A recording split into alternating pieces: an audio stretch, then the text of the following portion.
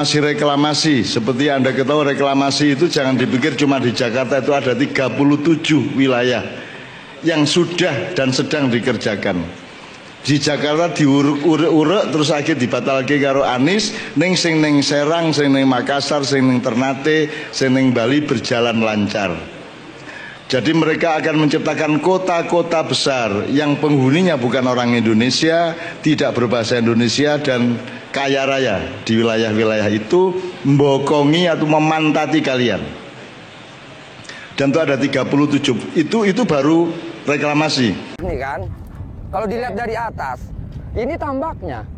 Nah kemudian ini dibuat suratnya. Kalau udah dibuat suratnya pasti dijual. Lah penampungnya siapa? Ini yang masih harus dipastikan. Tiba-tiba muncul sosok Khalid yang saya kira ini semacam oase di mana politik kita itu bukan hanya soal bagaimana memenangkan pertarungan secara politik, tapi politik kita itu ada soal bagaimana memperjuangkan nasib-nasib kelompok lemah, kelompok-kelompok termarginal yang selama ini nyaris tidak pernah menjadi perdebatan dan perbincangan yang cukup serius di negara kita ini oleh para politisi.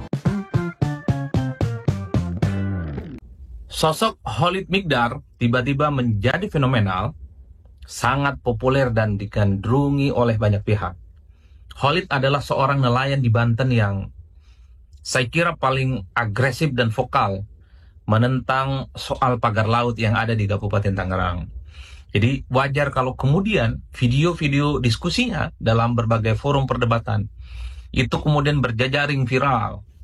Sebagai sosok yang dinilai paling lantang bagaimana memperjuangkan aspirasi kepentingan nelayan yang saya kira paling terdampak terkait dengan pembangunan pagar laut yang ada di Kabupaten Tangerang. Jadi saya pun juga tertarik ya untuk membahas tentang Khalid ini karena memang sosoknya cukup langka, sosoknya cukup fenomenal, dan saya kira secara politik memberikan makna-makna yang cukup substantif di tengah bagaimana politik kita itu selalu pengap hanya sebatas soal kalah menang di Pilpres, di tengah politik kita yang selalu yang itu-itu aja terkait dengan kalah menang di Pilkada ataupun kalah menang di Pileg.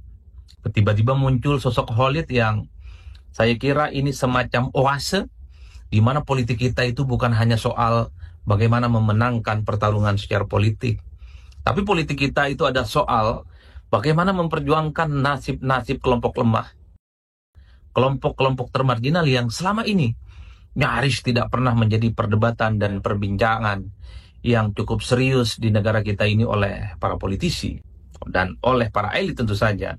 Tiba-tiba muncul sosok Khalid yang seakan-akan ingin memberikan pesan politik bahwa persoalan bangsa dan negara kita ini bukan hanya soal kalah menang di pemilu, bukan soal siapa yang jadi presiden, bukan soal siapa yang jadi anggota dewan, bukan soal siapa yang jadi kepala daerah, tapi soal bagaimana keberpihakan kepada masyarakat bawah seperti nelayan yang selama ini memang nasibnya tidak pernah diperjuangkan oleh siapapun. Jadi saya pun tertarik untuk bicara tentang Khalid ini. Saya kira ada 3 hal terkait dengan Khalid. Pertama, tentu saat ini menjadi Khalid itu tidak gampang. Adalah sosok yang berada di garda terdepan menentang bagaimana pemagaran air laut yang ada di Kabupaten Tangerang. Ini tentu bukan perkara gampang. Dilakukan oleh seorang nelayan biasa, bukan ningrat politik, bukan politisi, ataupun dari kalangan-kalangan orang penting tertentu. Khalid seperti kita semua, kebanyakan orang yang hanya punya keberanian dan hati nurani bagaimana persoalan penindasan terhadap kelompok yang lemah itu memang harus diperjuangkan sampai titik darah penghabisan.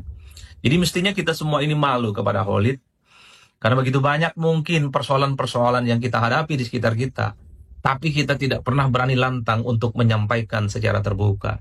Apalagi Khalid juga tahu bahwa resiko yang akan dia hadapi ketika lantang protes terkait dengan pagar laut itu akan cukup beresiko. Bahkan dalam pengakuannya di berbagai forum-forum perdebatan, Khalid katanya sering mendapatkan telepon dari orang-orang yang tidak dikenal.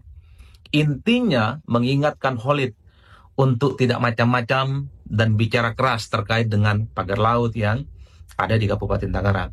Artinya apa? Mencari sosok seperti Khalid, orang biasa, hanya sebatas nelayan biasa, tidak punya backing politik apapun. Ini seperti mencari jarum di tumpukan jerami. Karena Khalid adalah sosok yang lantang, bersuara tanpa henti. Bagaimana nasib nelayan yang paling terdampak terkait dengan pagar laut di Kabupaten Tangerang itu mestinya terus dikumandangkan secara signifikan. Jadi bagi saya itu adalah kredit kunci. Mungkin kalau kita mengutip bagaimana filosofi politik perjuangan mahasiswa, ini yang disebut dengan tunduk ditindas atau bangkit melawan. Karena mundur adalah pengkhianatan. Jadi bagi saya Khalid ini adalah semacam reinkarnasi semangat perjuangan yang selalu dilakukan oleh aktivis-aktivis mahasiswa, tapi versi yang lain, yaitu versi Khalid dan versi nelayan yang ada di Provinsi Banten. Jadi itu yang pertama. Nah yang kedua tentu saja, bagi saya apa yang disampaikan oleh Khalid ini adalah semacam tamparan politik yang cukup keras ya. Kepada pihak-pihak, kepada pemangku kepentingan politik, kepada orang-orang hebat di negara kita ini untuk tidak takut melawan korporasi. Saya masih ingat betul apa yang disampaikan oleh Khalid dalam sebuah podcast, dalam sebuah dialog. Khalid mengatakan bahwa dia tidak sudi jika negara ini dipimpin oleh oligarki. Bahkan Khalid mengatakan, kalau negara tidak berani melawan oligarki, maka dia akan mengorganisir perlawanan untuk melawan para oligarki itu. Jadi Khalid ini paham betul bahwa soal pagar laut di Kabupaten Tangerang itu, ini bukan kaleng-kaleng. Ini bukan dilakukan oleh orang-orang biasa. Tapi Khalid sadar betul bahwa yang punya kemampuan untuk bikin pagar laut di Kabupaten Tangerang adalah mereka yang oligarki. Oligarki itu adalah kelompok pengusaha, kelompok ekonomi, jumlahnya sedikit tapi posisinya sangat determinan dan sangat sulit untuk disentuh kepada siapapun. Jadi itu yang mestinya saya selalu mengatakan pihak-pihak yang selama ini, terutama pejabat publik di negara kita ini, entah itu DPR, entah itu kepala daerah, entah itu DPRD, atau siapapun aparatus-aparatus kekuasaan, mestinya merasa malu dan tertampar dengan adanya Khalid yang orang biasa saja, tapi melawan kekuatan besar itu paling depan dan paling lantar. Per hari ini misalnya, kita itu kan melihat pejabat-pejabat publik terkait, ya, terutama yang ada di Provinsi Banten, nggak ada yang bicara. DPRD-DPRD-nya nggak ada yang bicara. Ataupun misalnya kepala-kepala daerahnya tidak ada yang bicara. Dan yang bicara itu hanyalah Khalid, yang saya kira ini adalah sebagai satu peristiwa politik yang di atas rata-rata. Itulah yang saya sebutkan.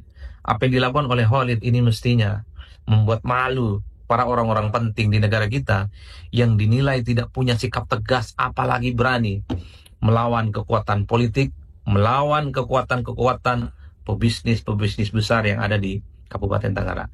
Nah, yang ketiga yang menarik dari Khalid itu adalah soal kemampuan retorika politiknya. Jadi, kalau mau jujur sebenarnya, saya termasuk yang kaget.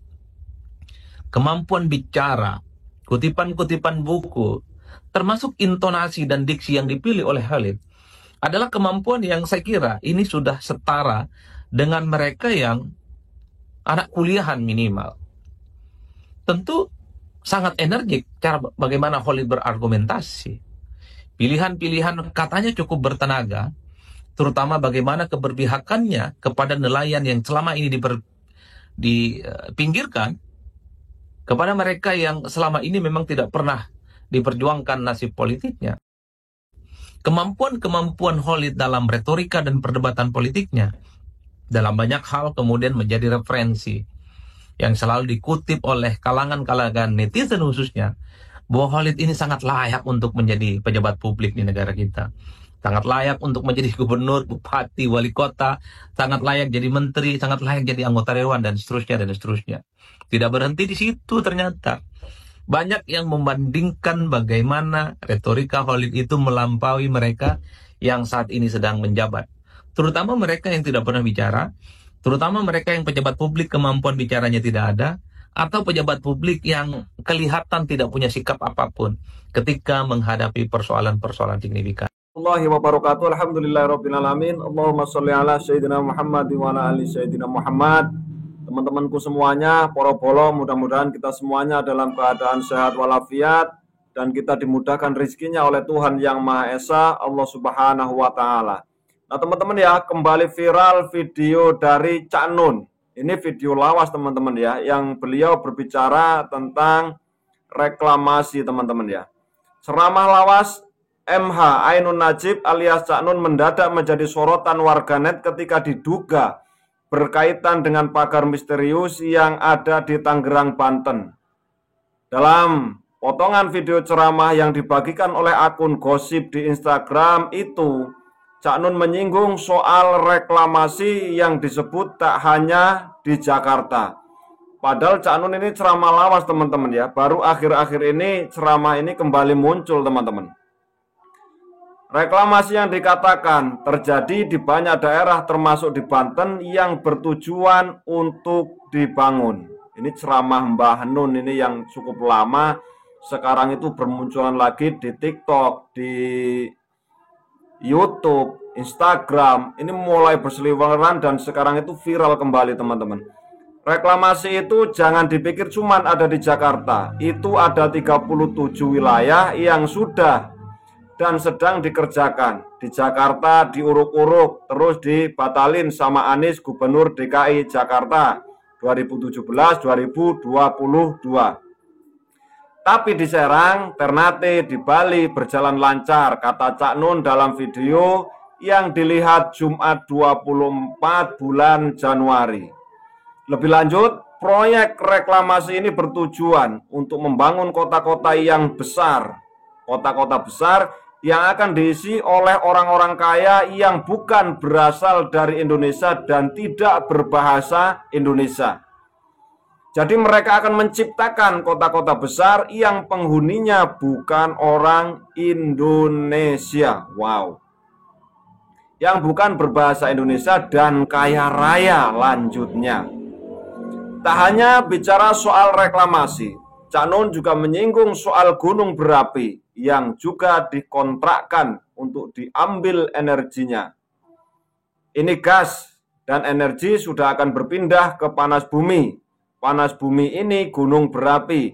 Ini udah dikontrak 30 sampai 40 tahun bebernya. Wow, ini sangat luar biasa beritanya teman-teman ya. Mungkin Mbah Nun itu tahu datanya dari mana teman-teman ya. Padahal ini kan kejadian ini antara ceramah itu sudah lama sekali. Berarti Mbah Nun ini berbicara, mungkin beliau itu nggak asal orang loh, pasti punya data ketika mau berbicara. Di dalam komentar unggahan video ceramah Cak Nun, banyak warganet yang setuju dengan apa yang diungkapkan oleh ayah New Leto tersebut. Mbah Nun sudah mengingatkan dari dulu, tulis akun @ bla bla bla bla. Maaf Cak Nun, dulu pernah salah kira. Sekarang percaya sama beliau. Ini komentar-komentar dari netizen teman-teman ya. Malu sekali aku sama Cak Nun. Dulu aku ikut membenci gara-gara ucapannya dan ternyata benar adanya. @Nur. Baru-baru ini masyarakat Indonesia dikejutkan dengan penemuan pagar laut misterius di Tangerang, Banten. Pagar itu terbentang sepanjang 30 km, itu bahkan sudah memiliki sertifikat HGB, hak guna bangunan. Jumlah sertifikat hak guna bangunan itu mencapai 263 bidang.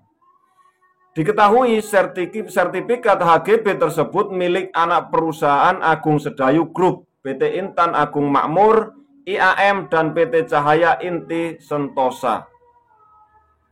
Nah ini cukup luar biasa teman-teman ya beritanya. Ini dari Insight Live teman-teman.